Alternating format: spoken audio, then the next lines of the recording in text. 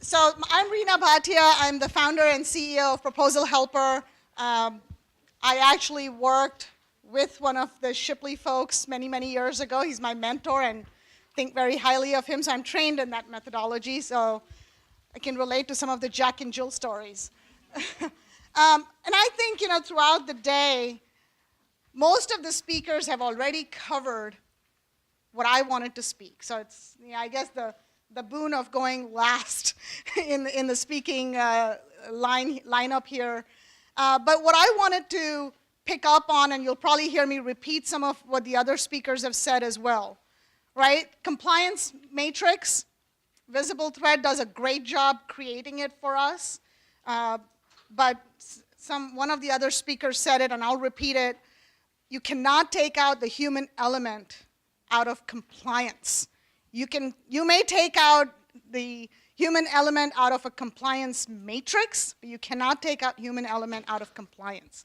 So, yeah, tools are great. Automation is a necessity. You can't not have tools in everything we do today.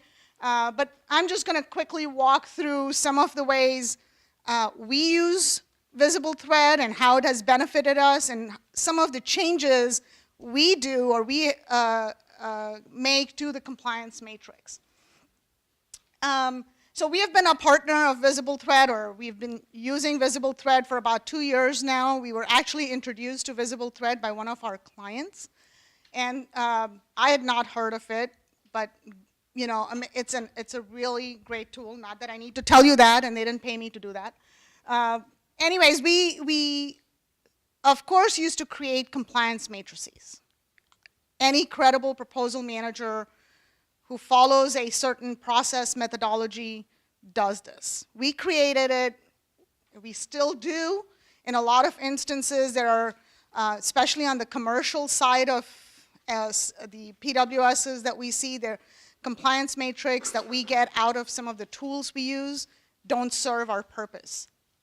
Anyway, so we use, for the federal side of proposals, we do use VisibleThread to start our compliance matrices. We also use them to create acronym lists. We do amendment compares. Pretty much all the capability that the tool offers, we use them as best as we know how to use them and where it serves our purpose.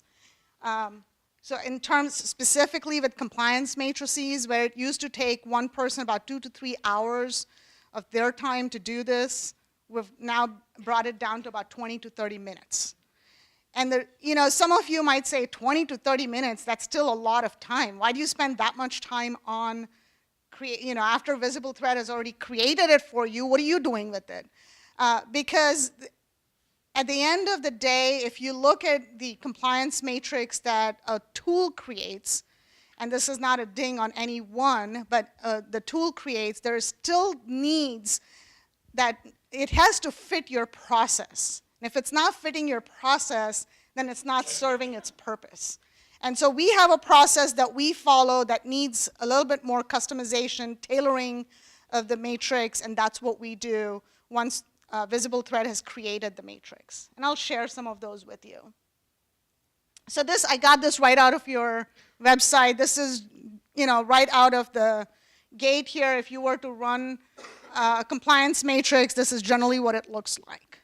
This is right out of VisibleThread's website. So again, nothing to read here, but great information. It highlights all the shall statements and the will and should, so that it gives you a great start. Tells you the page number references and the paragraph numbers. But you'll see also that as it is parsing this document, it adds certain rows, unnecessary rows in the compliance matrix, and it's a function of any tool. This will happen, but the cleanup takes a little bit of time.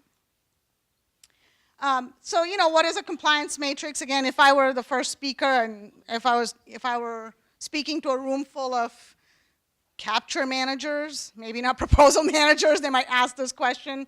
Of course, it gives you focused reading. It removes the RFP noise. We like to call it the RFP noise. And some of our clients actually have asked us to run a compliance matrix in order for them to make a bid, no bid decision.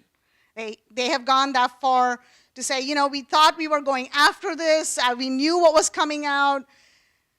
We used to go all the way into outline phase, and then they would drop it. They would come back to us and say, oh my God, I didn't realize that this proposal requires this. And now we had invested so much time in going all the way into an outline phase, somebody shredding it, creating nice outlines for them, annotating it, only for the client to no bid it. So the first thing we do now on those bids where the client has not done their capture, or they're bidding on it because, hey, this looks like something I'd like to do, we always say, let's run this first. Let's see if you are able to handle the proposal requirements and make your firm bid decision before you invest time and resources on this. So we take out the RFP noise for them, let them look at the compliance matrix, and use it as a bid, no bid tool in some cases. All right, so I want to make this interactive. Anyone else have different uses for a compliance matrix in the room? Anyone other than for compliance purposes use compliance matrix? We use it for work share determination. Okay, work share determination. That's interesting. Author assignments, yep. That side of the room is still awake. How about this side? What, you served extra dessert on this side or something? Checklist? A proposal checklist? Okay, proposal checklist out of a compliance matrix. Anyone else? Any creative uses? Timelines. You want to tell me more about that?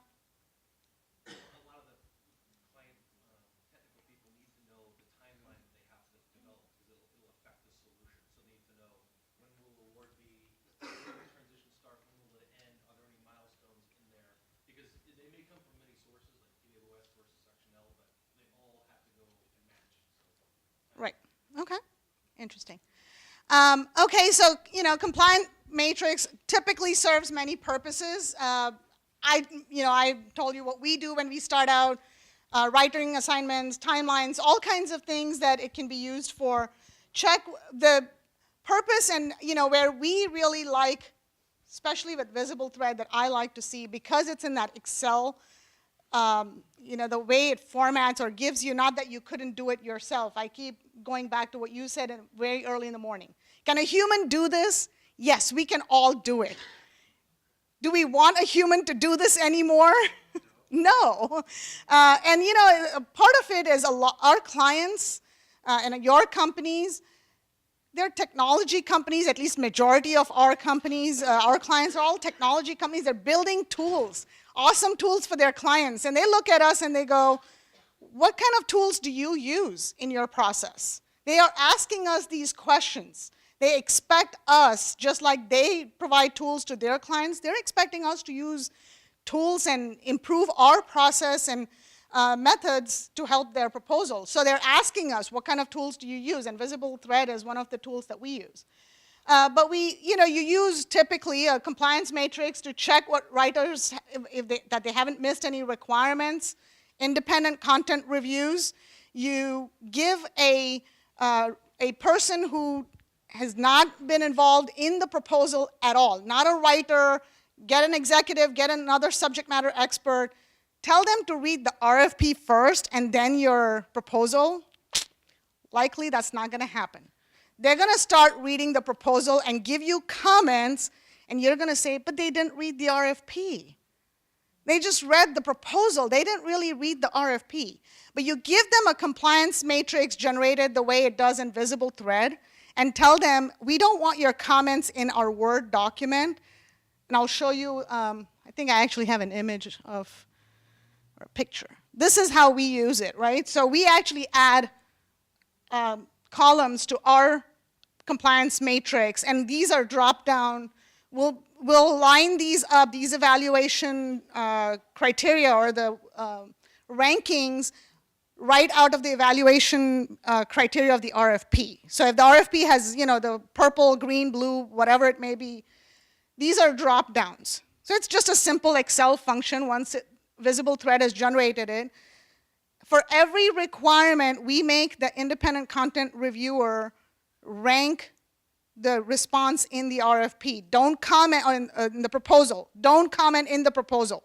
We don't want your comments in the proposal. We want your comments in this document. This works when the content reviewers are mature and they understand how to use this document. But what it has helped us do is it has taken away all those fluffy comments. This doesn't make any sense. You need to improve this. As if the writer didn't want to write it well in the first place. Come on, you know, give them a break here. They tried. So if you have something else, tell them. By doing this, by using this medium, it forces them to think before they say something.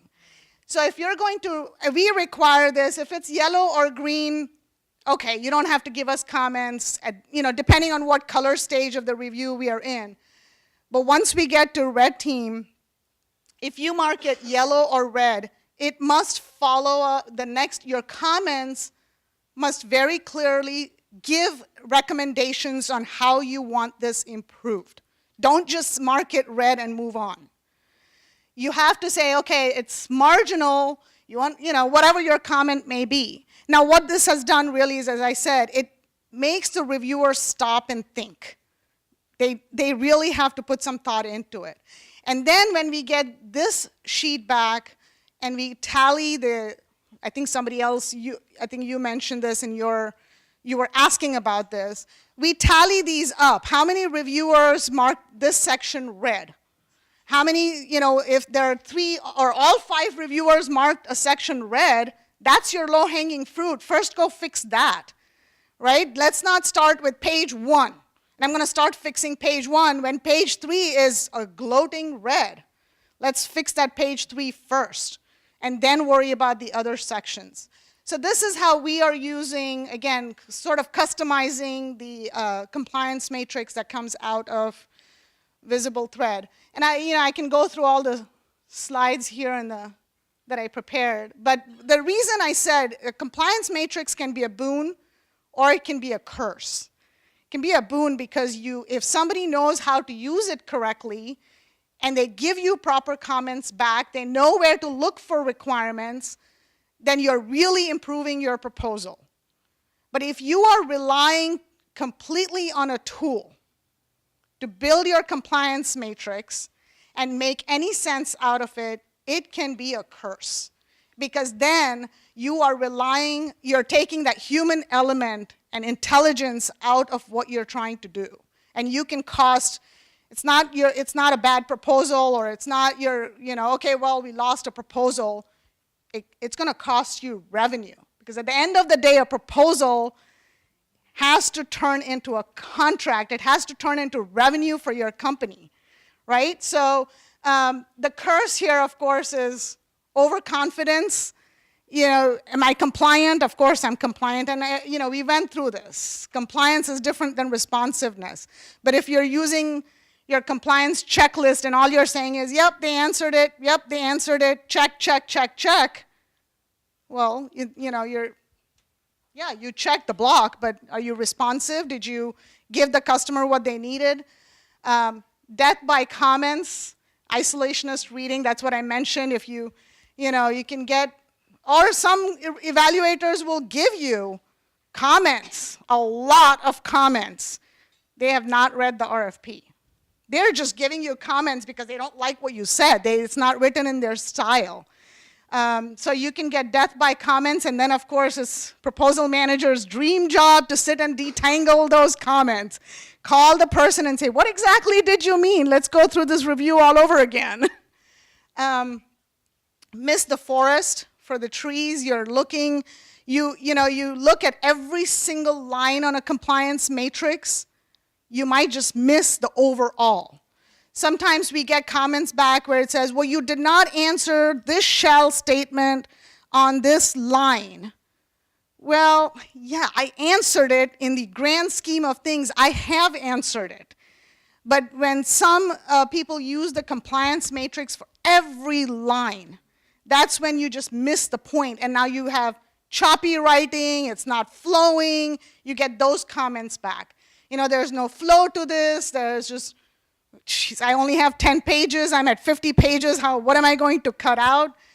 So those types of things can happen when you're going in, using the compliance matrix in a literal sense. Danger of undoing or overdoing isolated sections of the proposal. If you use, even the way we use it, if somebody has marked a section red, and now somebody says, well, geez, I don't want a red. I'm going to make this thing green. You want me to fill that page? I'll fill that page for you. And then you start, some writers might overdo it. So you have to be careful how you use the compliance matrix. And then, of course, missing the compliance after all. Because if you're going to read, hey, it's Times New Roman 11-point font, did you actually check for that? You did everything. You wrote a great proposal. You met your page count. Everything is great. The graphics cannot have Times New Roman. They have to have Arial font. Did anyone check for that? So again, you might still miss compliance if you're totally relying on a compliance matrix just for the sake of, hey, I generated one and I checked the blocks. But so as I was going through and listening to all the other speakers, we spoke on all the different things, how compliance matrices are used, but I'm going to have Scott come up here. Scott is our director of BD, and he's one of the users of VisibleThread, and from his previous life as proposal manager, and had a unique way of using it for his resumes. I mean, one of the things we have not touched is how VisibleThread really helps in checking when you have proposals with hundreds of resumes. So we'll change the pitch out a little bit here, since a lot of the topics I was going to cover were covered by other speakers. I think I talk loud enough as it is, and I don't make it really dangerous to hear, so.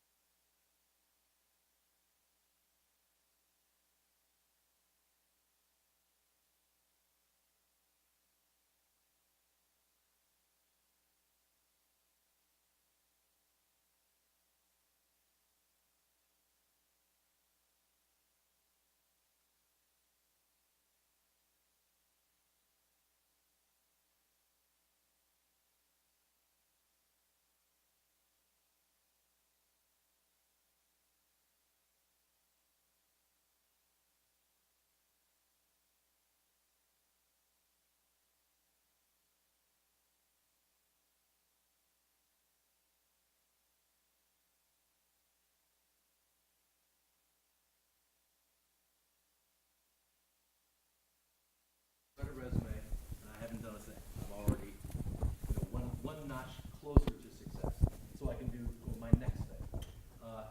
Anybody here collect or get emailed, capability statements from people anymore? Is that still a thing?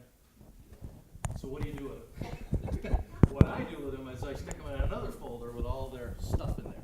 So when I'm like, someone says, hey, we're gonna do a task order and we need to find somebody who does whatever.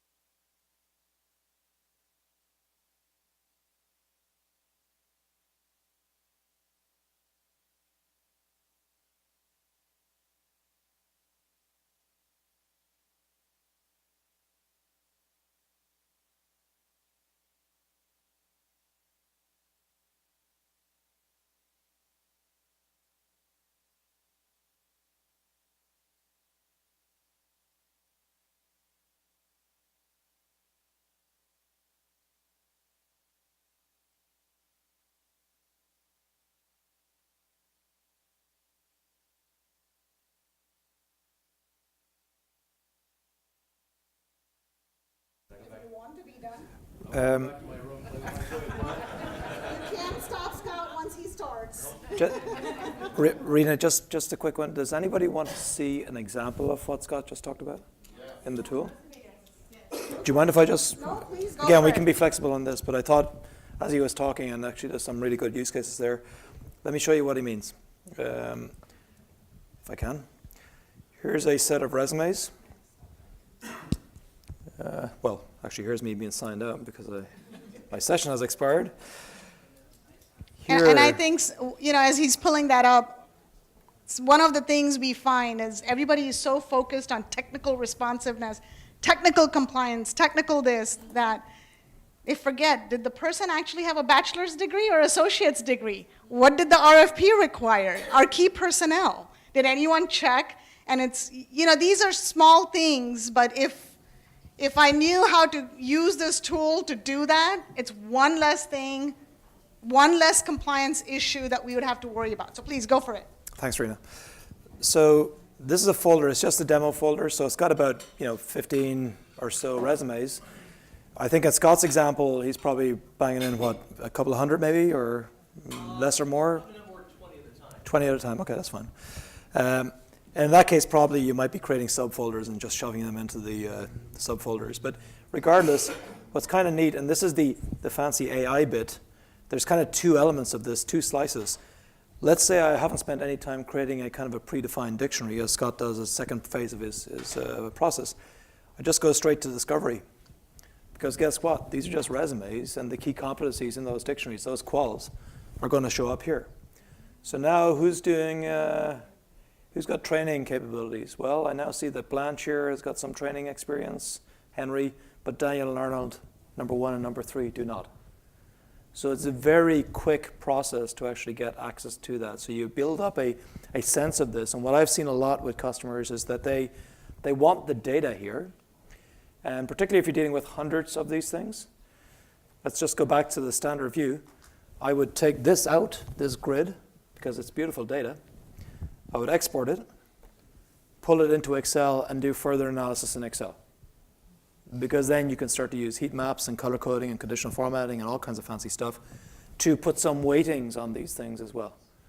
So there's a lot of good benefit here. Now, Scott's second example was the capability statements. Well, actually, let me go back. So this is just a text While dump. you're on this, one of Yeah. the things we've seen is usually it's your HR or your recruiting that's providing resumes. And we are constantly having to go back and tell these recruiters, no, this resume you sent me is non-compliant, Yeah. non-compliant. Imagine them having this criteria and access to this tool. So before you send me a resume while I'm working other issues in the proposal, can you please make sure you're sending me compliant resumes for my key personnel? Check it before you send it is a really amazing capability here. And again, we're just in Excel land here, so you can do whatever the heck Excel does. And what I like to do is this kind of thing. Just personal preference. You can use conditional formatting, data bars or color scales. Do a kind of a heat map here. It just brings it to life. It makes it more communicable. Remember my first session? It's about communication. That's what we're all talking about here. It's communication. You want better communication to win more business.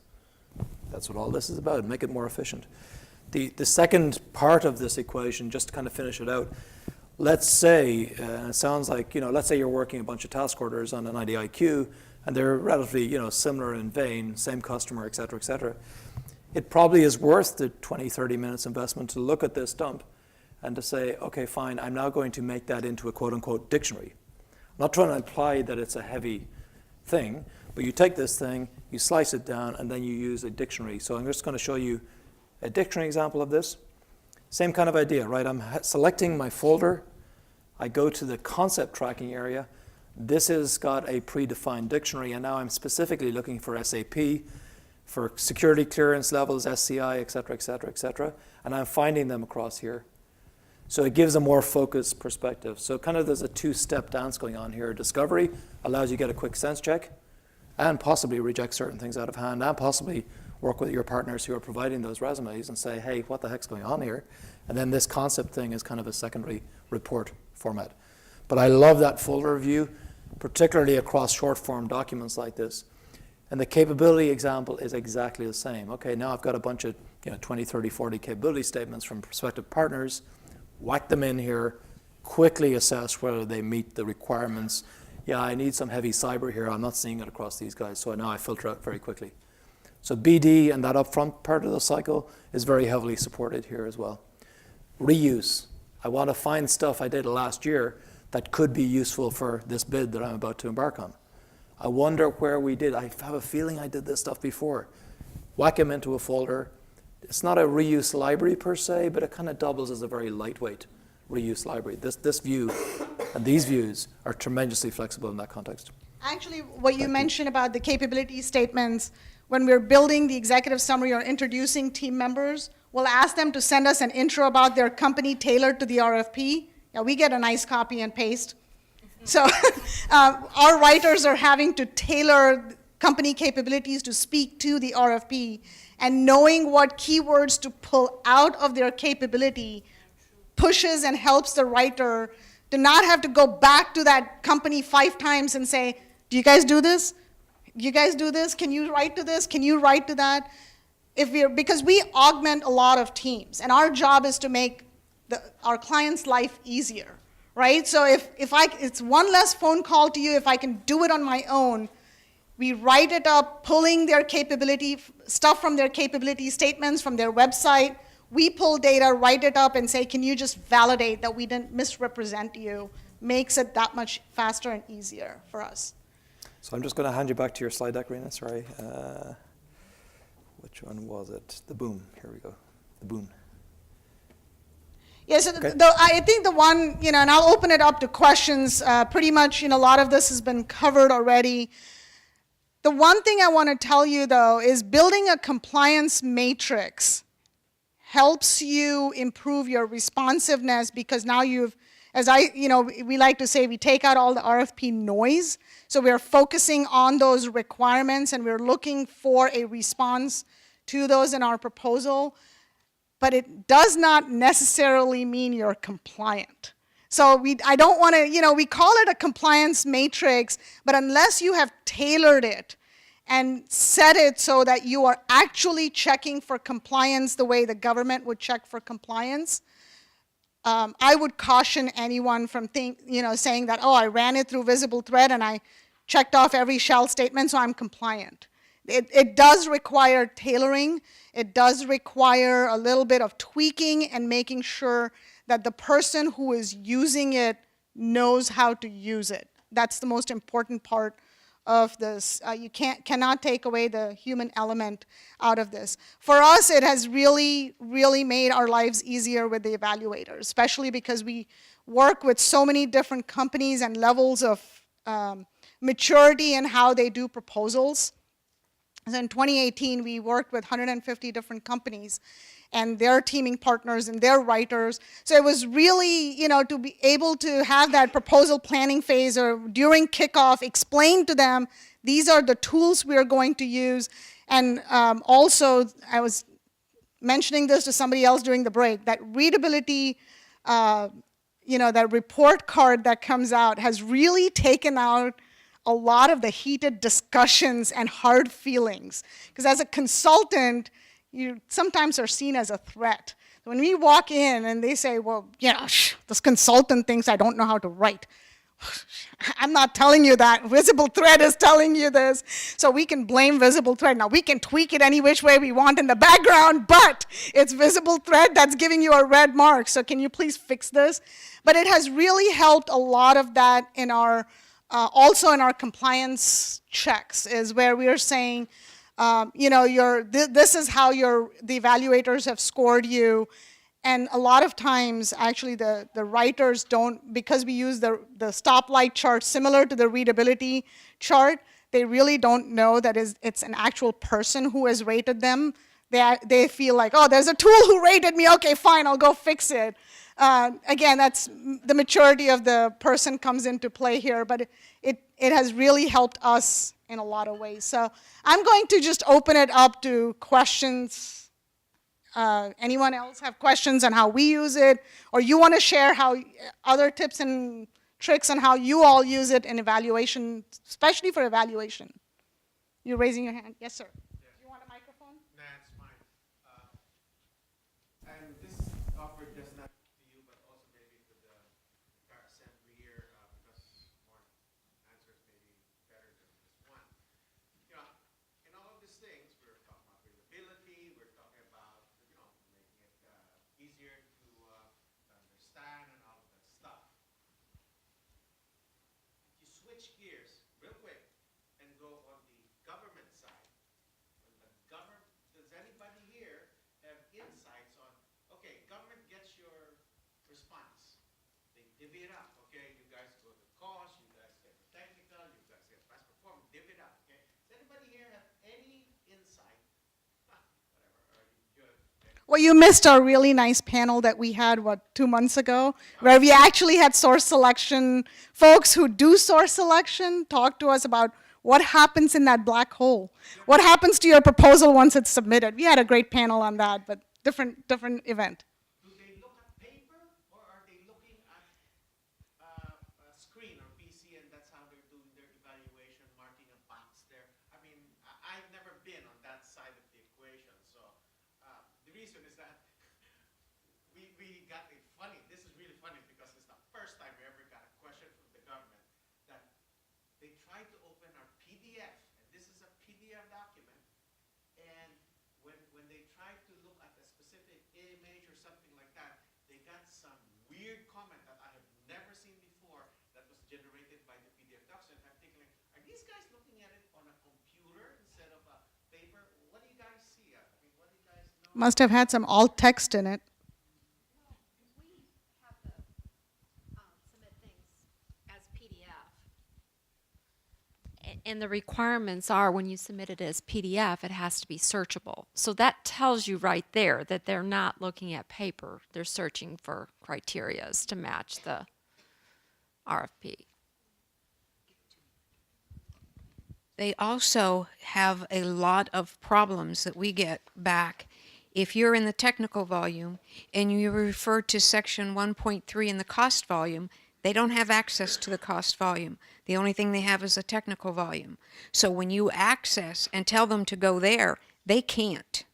So don't be doing that. If you're going to be in the technical volume and talk about the cost volume, be specific on what you want. And the same thing as if you're in the executive summary and you say something that's in the past performance. Be careful about doing that. Don't go outside because they only have a limited amount. And linking within documents does not always work. So anyone been on the evaluator side? Anyone from the government side? You want to enlighten the gentleman and the team and the group? Do you need a microphone? I've been, well, I don't know, I think I can manage without the microphone, I don't know. After I walked halfway.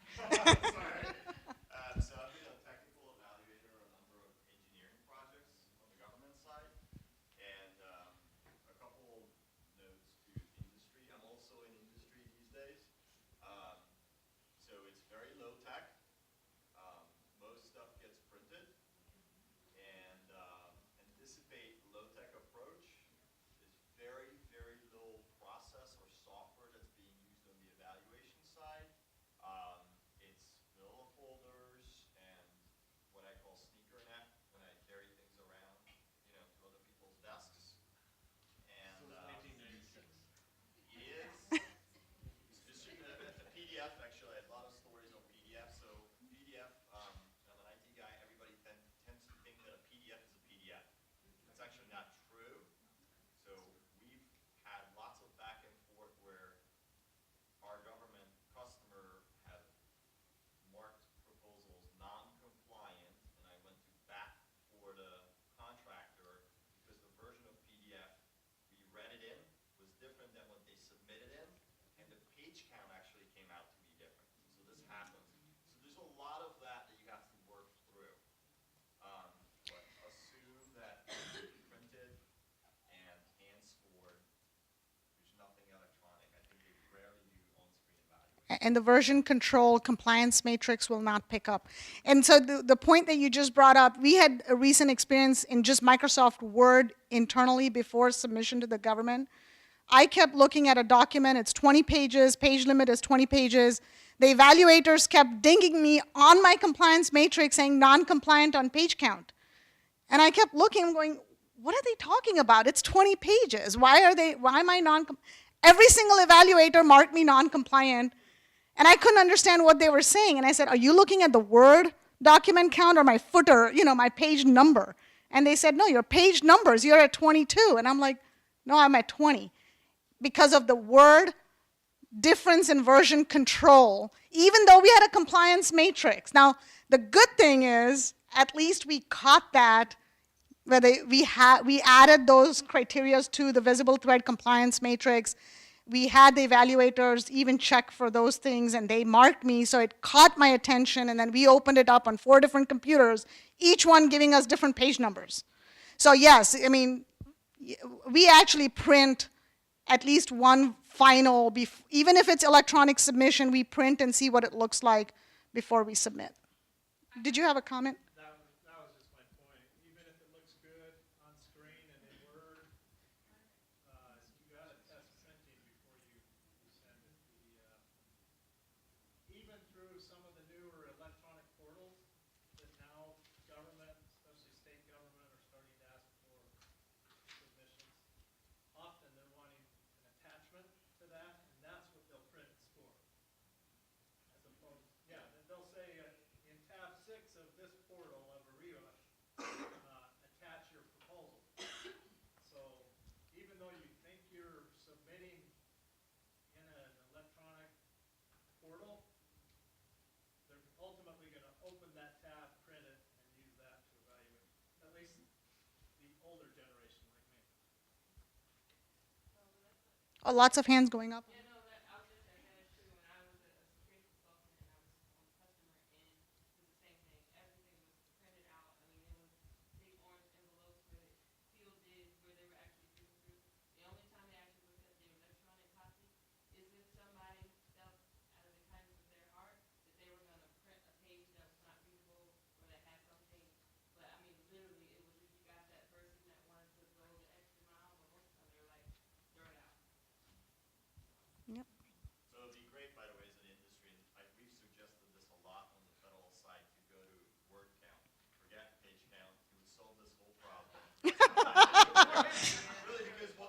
great. He's making our lives easier. What they're trying to do is, and I've been through all this where a contractor submits something and they said, oh, well, the figures have all the words in it, so that doesn't count to the word count. You know, so there's all sorts of games being played with that.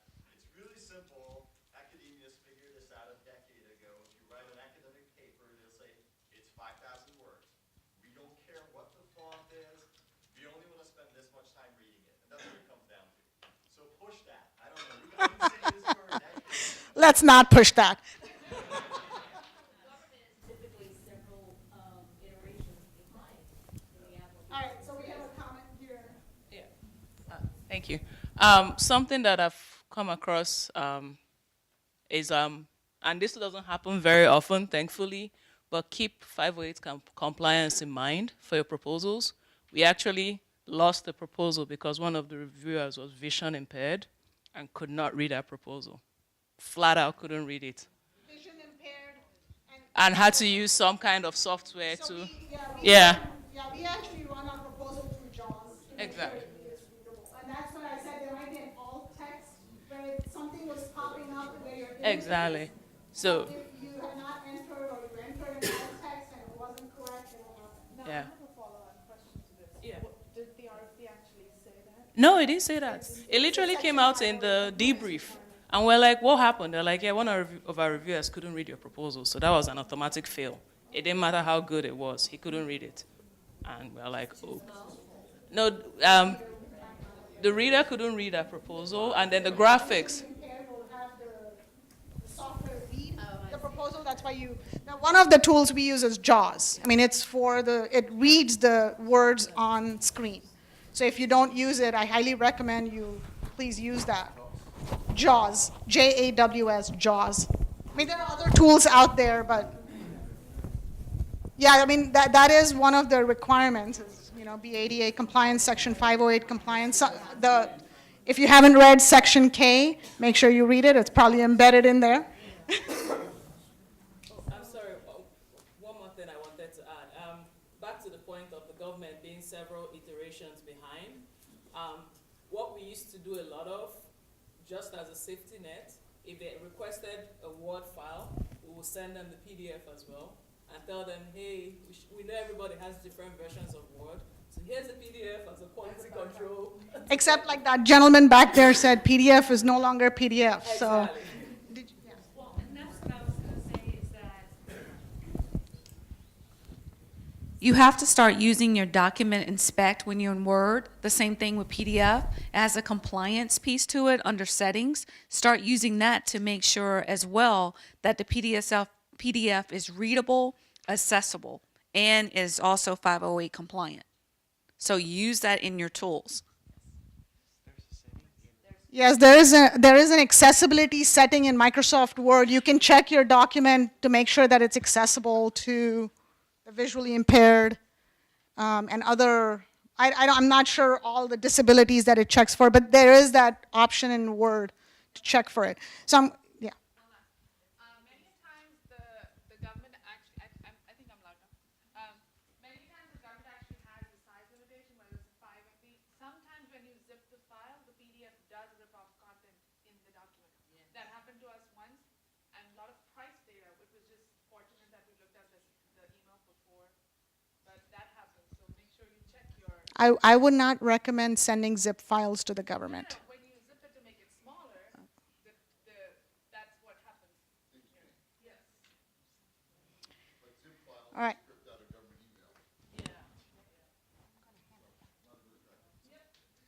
All right, well, I completely digressed from my presentation, but I figured this is good discussion. I mean, a lot of this was covered, and I wasn't aware of the audience and all that, but I hope the information that we've shared, how we use it, is useful. And now with this whole macros thing that you're all excited about, we hope that we don't have to manually create our own, add those additional columns. Hopefully this macro will be able to do it for us. So thank you all for your time, and we appreciate the opportunity that VisibleThread gave us to speak here.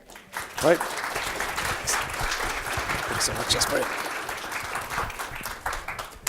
And just to put that in concrete terms, if I go back So it's quite likely with this new capability around the macros that for Rena's team, putting in this column and the drop downs, assuming that there's a list, is codable into that kind of macro base, and that you'll be able to just simply click a button rather than manually adding it post the actual thing. So yet another example, a good example of where that could be useful.